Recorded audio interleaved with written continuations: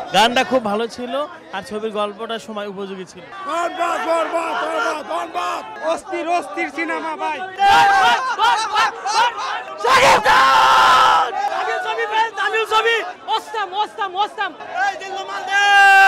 বলবো এমন ছবি 10 বার দেখা যায়। এই চিল্লার বালতি এই ছবির তুলনায় করেন এত সুন্দর হয়েছে ছবি, কিন্তু লাস্টে অনেক খারাপ হয়ে গেছে। লাস্টে অনেক মনটা খারাপ হয়ে গেছে। খুব ভালো হয়েছে। আইরে আই চাঁদ মামা টিভি দিয়ে যা রে, কে যে ভালো কে যে মন্দ চিনিতে না পারে। গানটা খুব ভালো ছিল আর ছবির গল্পটা সময় উপযোগী ছিল। জিল্লু মালদার বুকে সর্বপ্রথম ওয়ানডে ছবি, বাংলার বুকে সর্বপ্রথম ওয়ানডে ছবি, সাকিব অন পিস ছবি, on piece, on Baat, on Baat, on Baat, on Baat, on piece record, হল সাবরতা, সাবরতা, সাবরতা, সুপার সাকিব ভাইয়ের আপনার সাবরতা, মাথা নষ্ট যা বলার মতো না। চোস চোস জীবনের সেরা ছবি, এই ছবি 100 কোটি টাকা আয় করবে, 100 কোটি। অস্থির অস্থির সিনেমা ভাই। এই সিনেমা যদি প্রতিদিন সবসময় যদি আমরা এরকম সুন্দর সিনেমা পাই, তাহলে আমাদের বাংলাদেশের সিনে প্রেমী যা মানুষগুলো আছি আমরা একদম।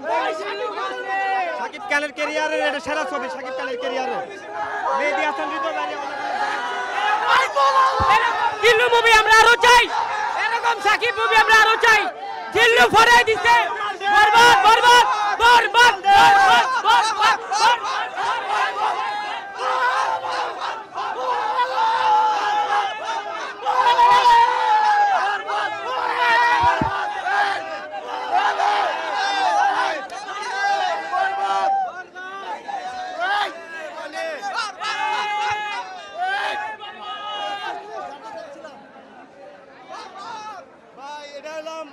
সাকিব খানের ইতিহাসে সেরা ছবি, সেরা ছবি যত ছবি করছে জিল্লু মালদার মনে থেকে বেশি ইনকাম করবে এই বরবাদ সিনেমা। সাকিব খানের মতো নায়ক আগামী 100 বছরেও বাংলাদেশ আইব না। সাকিব খান, সাকিব খান সেরা ছবি সাকিব খানের বরবাদ বরবাদ। তামিল ছবি, তামিল ছবি, সাকিব খানের জীবনের সেরা ছবি। এরকম ছবি আমি অন্তত দেখি নাই। ওস্তাম ওস্তাম ওস্তাম। আমি মনে করি শুধু বলিউড না, আমাদের বাংলাদেশকেও তাকাতে হবে। আমাদের বাংলাদেশে ভালো ভালো মুভি পরিচালকরা দিতে পারে। ধন্যবাদ এরকম মুভি আমাদের বাংলাদেশকে দেওয়ার জন্য। বিশেষ করে সাকিব খানকে ধন্যবাদ।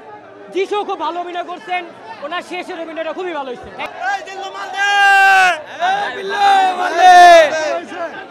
অনেক ভালো হয়েছে। আরো চাই বলবো এমন ছবি 10 বার দেখা যায়, আর 10 বার দেখলেই টাকা উসুল। এটা মনেই হচ্ছে না যে এটা কোনো বাংলাদেশি সিনেমা। প্লাস সাকিব ভাইয়ের অ্যাক্টিং খুবই দারুণ ছিল, আউটস্ট্যান্ডিং। তামিল ফিল্ম একদম পুরো ডাউন হয়ে গেছে। চিল্লা